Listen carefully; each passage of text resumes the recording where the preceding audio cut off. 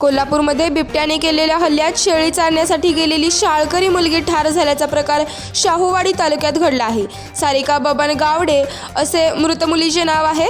दरम्यान आजरा तालुक्यातील आवंडी धनगरवाडा येथे पट्टेरी वाघाने पाळीव जनावरावर हल्ला केला।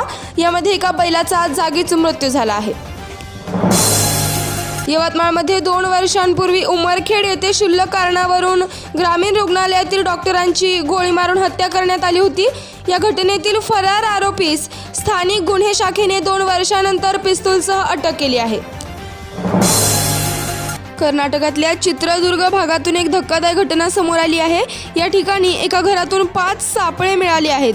हे सगळे सापळे एका कुटुंबातल्या सदस्यांचे आहेत अशी माहिती पोलिसांनी दिली आहे। या सगळ्यांना 2019 मध्ये शेवटचं बघितलं होतं। त्यानंतर आता त्यांच्या मृतदेहांचे सापळे मिळाले आहेत।